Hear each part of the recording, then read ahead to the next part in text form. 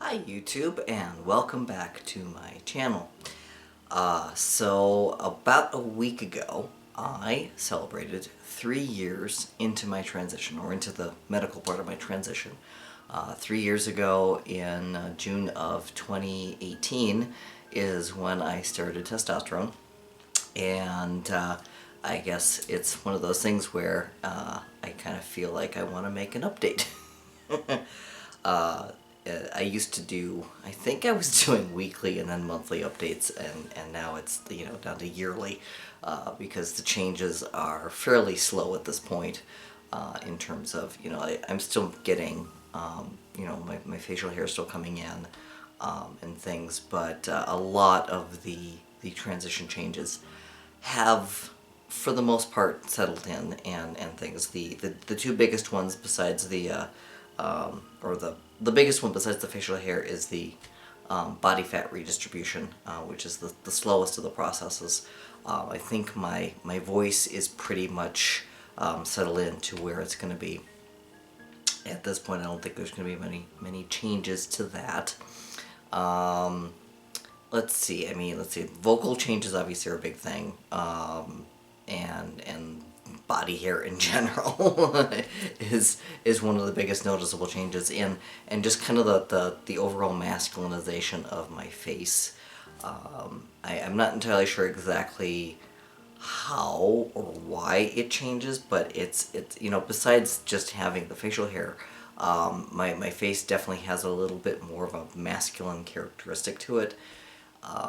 If you compare it to, if you look at my older videos and stuff, I think I definitely look a little bit more masculine. I don't know.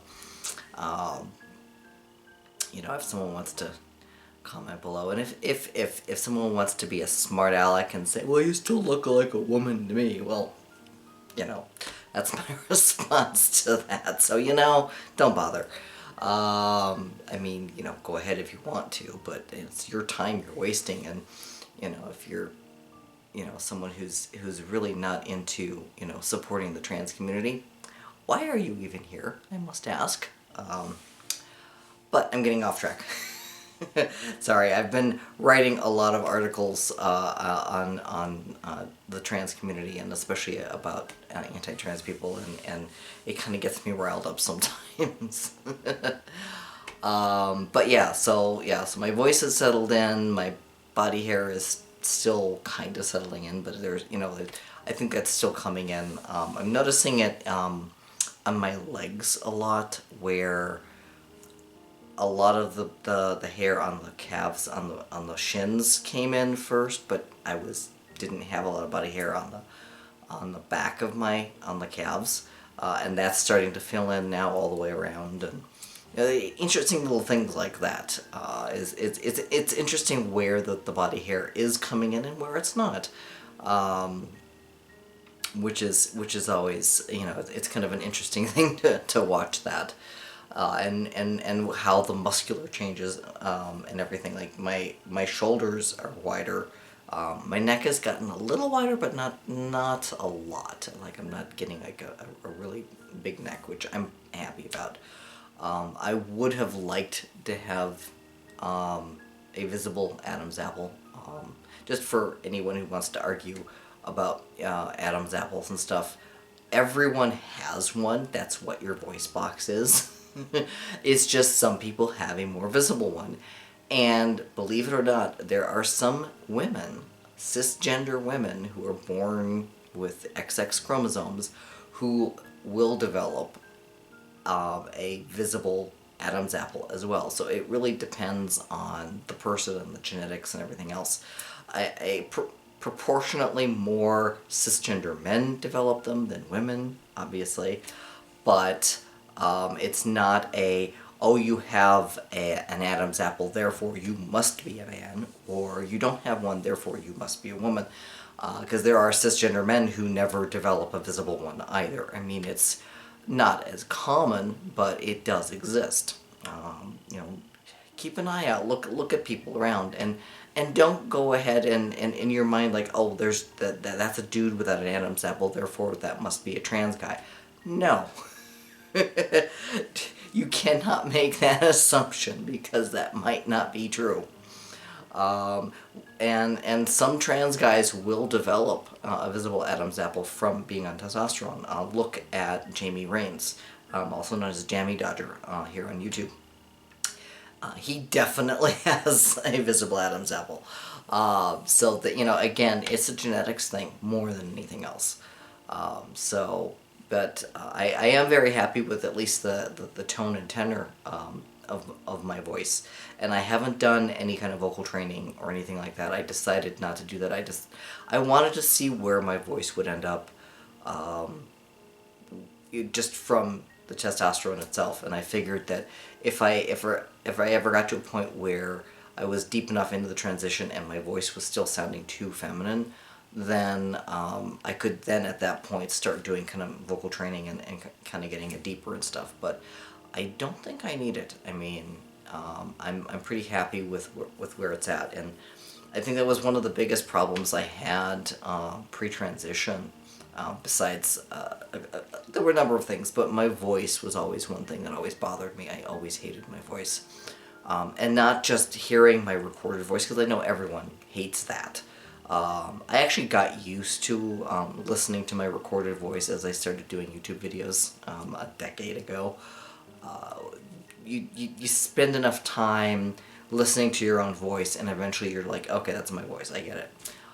So it wasn't that part of it. I even hated how my voice sounded to myself when it wasn't recorded. It just sounded too high and feminine to my ears, and I didn't like it. And didn't realize why until I was in my 40s, but you know, I eventually figured it out. But yeah, 3 years on testosterone, and so far this is as far as I've gotten. I mean, I'm done with all my surgeries for anyone who's new or hasn't seen my videos before. I have had top surgery and I had a hysterectomy, and those are the only 2 gender-affirming surgeries that I have decided to get. Not everyone gets genital surgery. And it is a private choice for everyone. I personally talk about my private stuff a little bit more than most trans guys, just because I tend to be an open book, and it's who I am. It's, you know, that's one of the reasons I do YouTube videos, is because I don't mind talking about this kind of stuff. I don't have what a lot of people would refer to as bottom dysphoria. I don't have my genitalia don't bother me. I have no hate of it. I don't necessarily love it. It is what it is, but it's mine, and I'm fine with it. I don't have an issue with it. So yeah, I have no need or desire to get that changed through surgery. And plus on the fact that with testosterone, I did get what's called bottom growth, where what most people would consider a clitoris has grown and is now kind of basically a micropenis. It's pulled back because of how things are structured down there, and I could have that surgically fixed so that it hangs more forward and more like a natural penis, but like, I don't want to mess with things down there because there is the chance of complications, there is the chance of loss of sensation, and the last thing I want is loss of sensation on my dick. Thank you very much. But for anyone who is curious, okay, again, I am more open than most people. Do not ask other trans people about their genitalia. This is not something that you ask people. I am volunteering this information because, again, I am an open book and I like talking about everything about myself. Call me an egomaniac if you will, but I don't mind being a little bit more open than most people are. So just as a disclaimer, do not ask other trans people about this. But, you know, if they volunteer the information, that's great, but otherwise it's none of your business. However, when it comes to that part of my anatomy, I use fingers as an example, but I was like basically the tip of my finger was basically the size that I was before I used testosterone. And at this point right now, with testosterone, because I can get erect, and basically it's about the size of my thumb. So I went from this to this. I mean, this is still a micro penis. It's still ridiculously tiny compared to a cisgender guy. However, it's huge compared to what I used to have. So, as things go, I'm actually pretty happy with what I ended up getting. So I mean, I think that's about 2 inches. Which is, it's tiny, but I don't care. It's great. And it's, again, it's huge compared to what I used to have. So I grew it out, and that's where it is. So that's for anyone who is curious about that kind of stuff. I am here to provide, but don't ask anyone else. If you're ridiculously curious about that, you can always go to like X-Hamster or any number of the free porn sites out there. There is transgender porn. Specifically, you're going to look for FTM, which is basically female to male. A lot of people in the trans community don't like the FTM or MTF labels anymore. That is kind of going out of fashion because in general we don't consider ourselves, like, I was never female, I was always male. Gender-wise, I mean, biologically, there's the argument between biology versus gender identity, and there's that whole thing. And no, I don't deny that my biology was female, but my gender identity was not. And a lot of us like to focus more on our gender identity than our biology and things. And I know one of the big arguments is, well, you're denying your biology. It's like, no, I'm just ignoring it. I don't deny it. Especially considering I'm not getting genital surgery, so, it's like, trans people are painfully aware of our biology. More so than most people, because it is a point of emotional and psychological pain for a lot of us, and we tend to focus a lot of our thoughts on our biology and how we wish we didn't have the biology that we do. So we don't deny our biology. That is not what we're doing. That is something that the gender critical community out there love to throw in our faces, that we're denying our biology. Like, no, we're very aware of our biology. We just tend to, we don't want to focus on it. We want to focus on our gender identity, and therein lies the big crux, because there are people out there who don't believe that gender identity is a thing. They think it's a fake, made-up thing. But the medical community would disagree with that. There's plenty of medical and scientific evidence out there. I actually have written a lot of articles that I have researched, and I tend to link to scholarly articles that are peer-reviewed scientific articles. And so if you go into my description below, look for my link to Medium. I write these articles and I post them. Most of them I submit to publications on Medium. Medium is kind of a platform that either you can publish stuff that you write yourself and just publish it on the platform, but there's also a lot of publications that use the Medium platform that you can submit to. And so a lot of my pieces have been accepted by those publications. In fact, a bunch of them even came to me and said, hey, we really like this piece that you wrote. Would you mind having us, publish it onto our publication? And which is, blew my mind that people actually, wanted to be associated with my writing. But yeah, if you want to, kind of get more into where I'm coming from with a lot of these things, just go down to that link and just go through my articles, because I've written a lot of these, just talking about everything from, you know, transgender kids and athletes, and my own personal journey.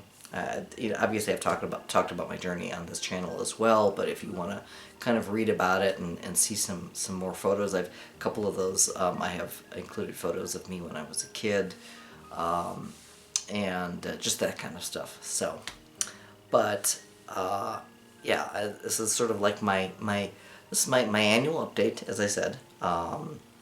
Recently, I have been posting some videos of me reading my fan fiction, the rated G stuff anyway. I've decided not to do the X-rated stuff just because I don't want to come across the evil YouTube gods and rile them up and have bad things happen to my channel. I mean, this channel is not monetized. I don't get enough watch time to monetize this channel, so I don't make a penny off of any of these videos anyway.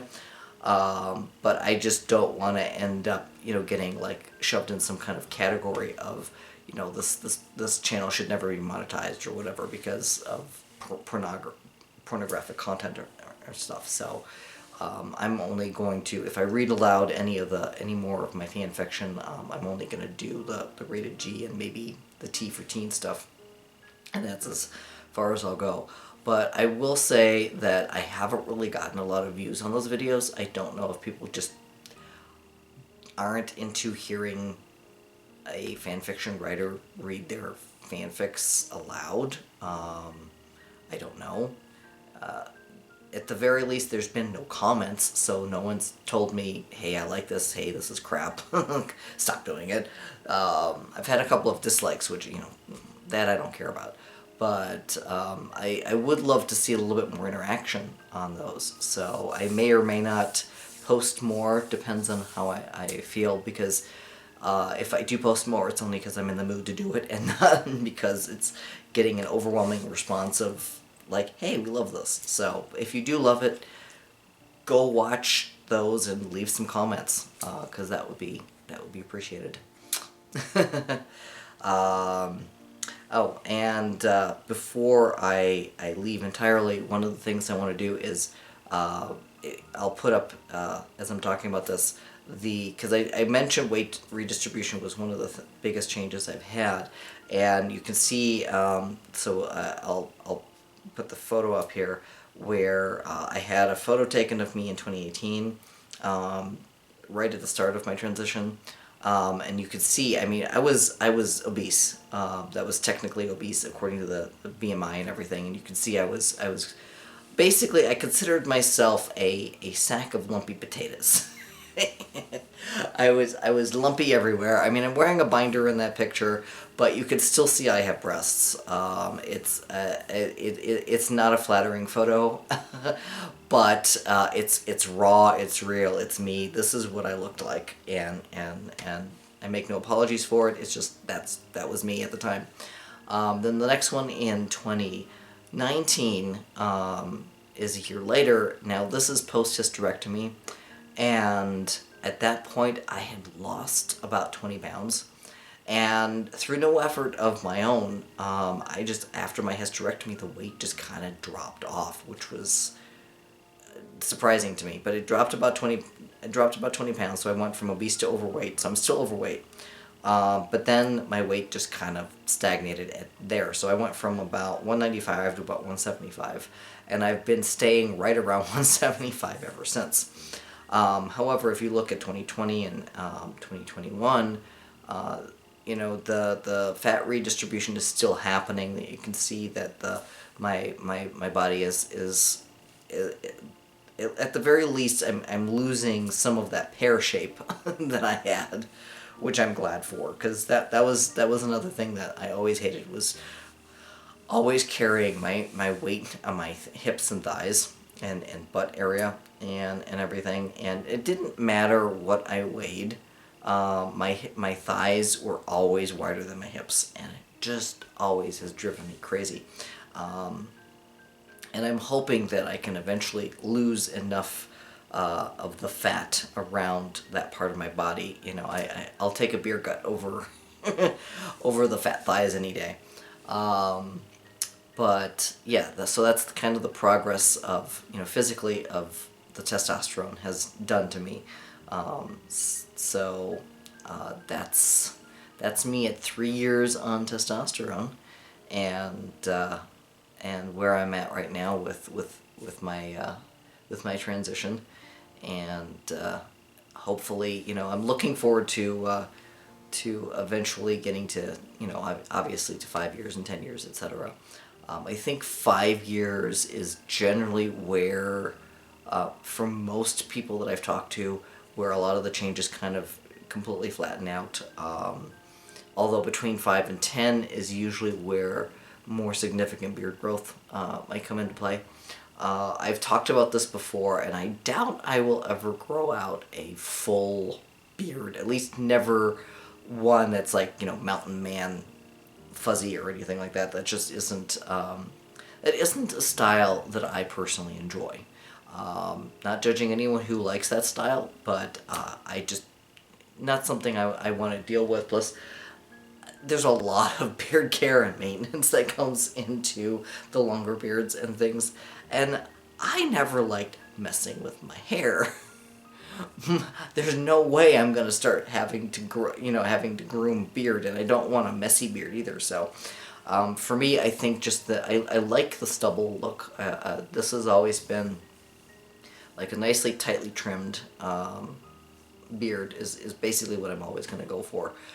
I do hope this will grow in a little bit thicker over time. I think it will. One of the things I'm noticing is, because I already have quite a bit of, it's patchy, but it's there in terms of facial hair. But in between, what you can't see right now are quite a few more hairs that they're very fine, but they're starting to get darker and longer. And that's basically what happened with this facial hair, is like, because everyone has hair in their face. Men and women all have hair in their face, but for a lot of women, it's just that really fine blonde, really short fine blonde hair, which is called, I think it's called vellus hair, if I'm not mistaken. And when it turns into a beard, especially for a man, it's called terminal hair. And so the vellus becomes terminal. I don't know why they call it terminal, because it's not dead hair. So it's the end goal, I guess. I don't really understand. I didn't look up the etymology of it, but yeah, that's basically what's happening, is that the vellus hair on my face is slowly turning, more and more of it is turning terminal. And so I'm hoping that hopefully by 5 years, maybe it'll take a little longer, that a lot of this patchiness will have filled in and things, and so it'll look a little bit more, it'll be fuller and things. But I will continue keeping it tightly trimmed, because I like that look, and it's gonna be a lot less maintenance. And using a trimmer, at this length, it's real quick to just trim it down and everything. So it's easier to deal with, I think, than shaving. Plus I think it's a good look on most guys. So that's what I'm going with. I may or may not change my mind over time. I am human, so if for some reason you see me with a full bushy beard in the future, for some reason I decided I was in the mood to grow it out. I don't know, but I don't see that happening. I could be wrong, but we'll see. All right, I think I will end this ramble at this point, and thank you for watching, and thank you for tuning in. And if you want to give some of my other videos some love, please do. Like and subscribe if you do enjoy my content, and comment. Talk to me. I like to interact with people, especially in the comments and things, or look me up on Twitter. I've got all my social media and stuff down below. Check out my novels, because I want to keep writing, and the more you read and or buy my novels, the better. If you're in Kindle Unlimited, they're anyone who subscribes to Kindle Unlimited gets my books for free one way or the other, but I still get paid for it, so which is awesome. Anyway, thank you again, and until next time, take care. Bye.